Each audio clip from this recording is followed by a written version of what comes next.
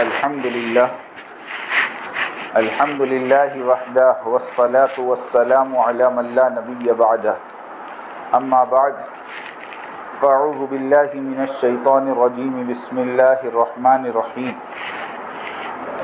ان الدین عند اللہ الاسلام ومن يبتغ غیر الاسلام دینا فلن يقبل منه وهو في الآخرة من الخاسرین صدق اللہ مولانا العظیم۔ محترمہ دینی ماں اور بہنوں، اللہ رب العزت کا بہت بڑا احسان ہے، کرم ہے، فضل ہے کہ اللہ پاک نے ہم سب کو اپنے دین کی نسبت پر یہاں جمع ہونے کی توفیق عطا فرمائی۔ دیکھو، سب سے پہلے تو ہم اللہ کا خوب شکر ادا کریں کہ اللہ پاک نے مجھے اور آپ کو مسلمان ماں کی گود عطا فرمائی، کہ ہمارا جنم اور ہماری پیدائش ایک مسلمان گھرانے میں ہوئی، اور ہم کو اللہ نے مسلمان ماں کی گود عطا فرمائی۔ ہم پیدا ہوئے، ہمارے کانوں میں اذان اور اقامت پڑی گئی۔ جب ہم نے بولنا شروع کیا، ہمیں اللہ کا نام سکھایا گیا۔ یہ ساری چیزیں اللہ کی بہت بڑی نعمت ہے۔ حضرت فرماتے ہیں، جس کے دل میں دنیا ہوتی ہے وہ دنیا کی چیزوں کے ملنے کو نعمت سمجھتی ہیں۔ اچھا مکان مل گیا تو نعمت، اچھے کھانے مل گئے تو نعمت، اچھے کپڑے مل گئے تو نعمت۔ اور جن کے دل میں آخرت ہوتی ہے وہ ان اعمال کو اللہ کی نعمت سمجھتے ہیں، کہ اللہ کا انعام ہے کہ اللہ نے مجھے مسلمان کے گھر میں پیدا کیا، اللہ کا انعام ہے کہ اللہ نے مجھے ایمان والے کے گھر میں پیدا کیا، اللہ کا انعام ہے کہ اللہ نے مجھے آج جمعہ کی نماز پڑھنے کی توفیق دی، تسبیح پڑھنے کی توفیق دی، تلاوت کی توفیق دی۔ یہ سب اللہ کے بہت بڑے انعامات ہیں۔ انہی انعاموں میں سے ایک انعام یہ ہے کہ اللہ پاک نے ہمیں اس مجلس میں جمع کیا۔ بار بار ایسی مجلسوں میں ہم اپنے آپ کو بٹھائیں، جیسے کھانا بار بار کھاتے ہیں، ایک بار کھانے کے بعد چھٹی نہیں، بلکہ ہر 6-8 گھنٹے کے بعد بدن کو کھانا چاہیے۔ ایسے میری بہنوں، ہماری روح کو خوراک چاہیے، اور یہ ہماری روحوں کی خوراک ہے کہ ایسی مجلسوں میں اپنے آپ کو فارغ کر کے لانا، بٹھانا اور اللہ کی بڑائی کو سننا اور سنانا، یہ ہماری سب سے بڑی ضرورت ہے، سب سے بڑی ضرورت ہے کہ اللہ پاک نے جو ہمیں کلمہ دیا ہے، لا الہ الا اللہ محمد رسول اللہ، یہ صرف زبان سے پڑھ لینا کافی نہیں ہے۔ دیکھو، اگر یہ زبان سے پڑھ لینا کافی ہوتا تو میں سچی کہہ رہا ہوں، مکہ کے سارے کفار اس کلمے کو پڑھ لیتے، کیونکہ وہ مجھ سے اور تم سے زیادہ عربی جانتے تھے۔ ابو جہل بھی کلمہ پڑھ لیتا، ابو طالب بھی کلمہ پڑھ لیتا، ابو لہب بھی کلمہ پڑھ لیتا، کہ صرف کلمہ ہی پڑھنا ہوتا تو ان کے لیے کوئی حرج نہیں تھا۔ لیکن یہ سارے کفار مکہ جانتے تھے کہ پیارے نبی جو کلمہ بتا رہے ہیں یہ صرف زبان سے پڑھنا نہیں ہے، سنو، اس کے پیچھے ایک بہت بڑی زندگی ہے، ایک بہت بڑی زندگی ہے جس کو ہمیں فالو کرنا پڑے گا، جس پر ہمیں چلنا پڑے گا۔ نظر تو صرف کلمہ آ رہا، لیکن کلمے کے پیچھے بہت بڑی حقیقت ہے۔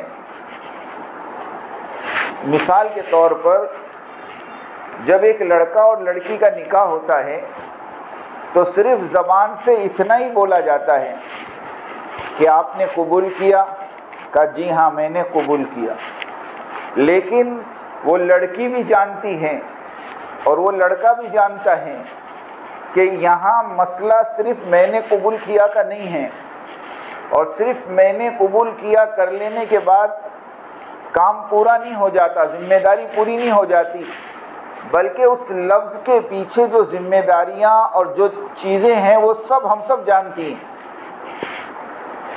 کہ شادی کے بعد ایک لڑکی پر کیا ذمہ داری، شادی کے بعد ایک لڑکے پر کیا ذمہ داری،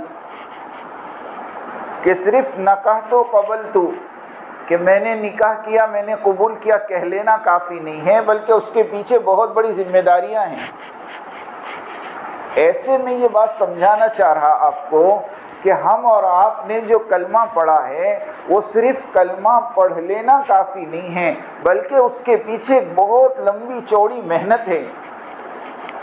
اور وہ محنت کیا ہے؟ وہ محنت یہ ہے میری بہنوں کہ ہمارے دلوں کے اندر اس بات کا یقین بٹھانا اور اس بات کا یقین جمانا کہ کرنے والی ذات صرف اللہ کی ہے، نفع اور نقصان کے مالک اللہ ہے، عزت اور ذلت کے مالک اللہ ہے، موت اور حیات کے مالک اللہ ہے۔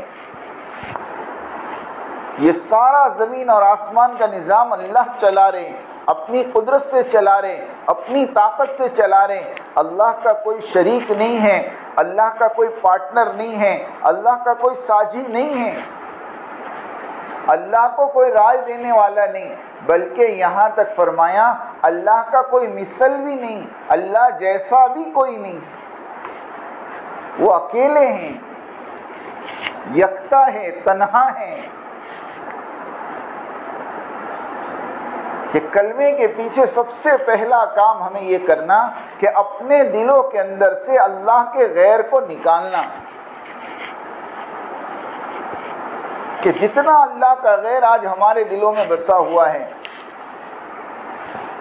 چاہے وہ مال کی شکل میں ہو، چاہے وہ دکانداری کی شکل میں ہو، چاہے وہ کھیتی کی شکل میں ہو، چاہے وہ اسباب کی شکل میں ہو، ان ساری چیزوں کا انکار اور ایک اللہ کا اقرار، یہ کلمے کا سب سے پہلا تقاضا ہے میری بہنوں، سب سے پہلا تقاضا ہے۔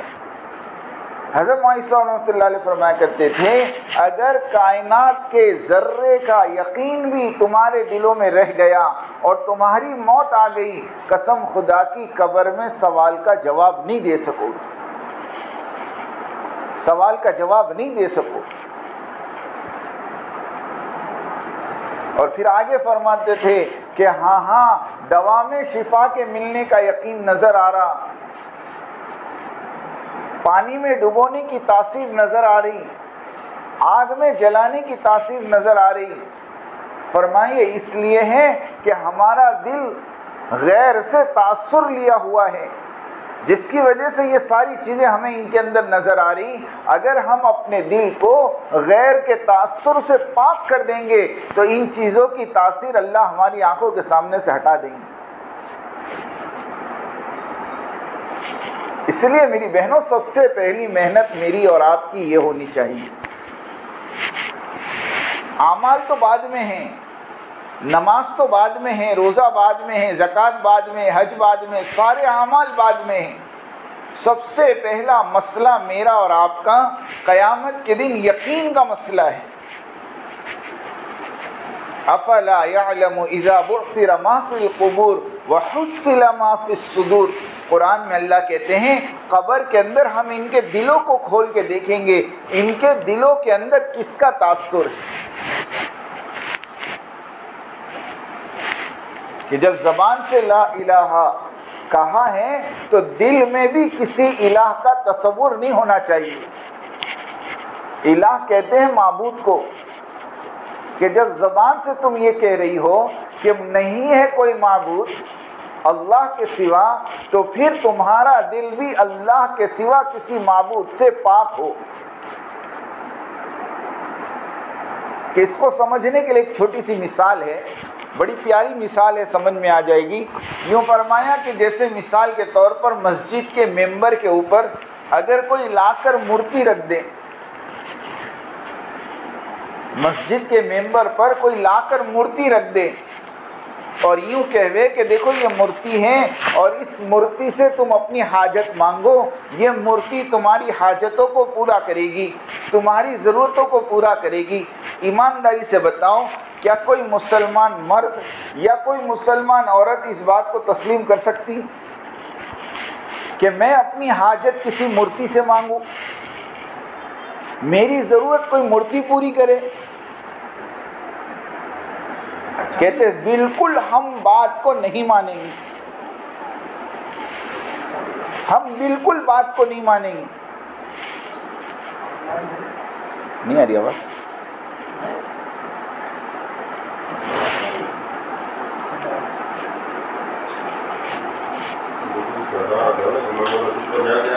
الحمدللہ. آئی آواز؟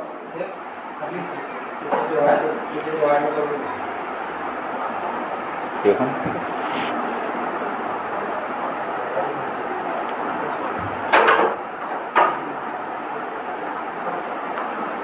وائرس کٹ بھیا، یہ بھیا وائرس کٹ.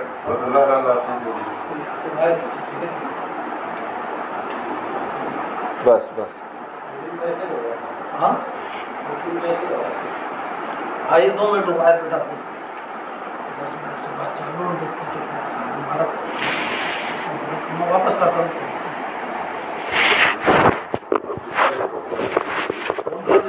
سوئچ آف کرتا ہوں.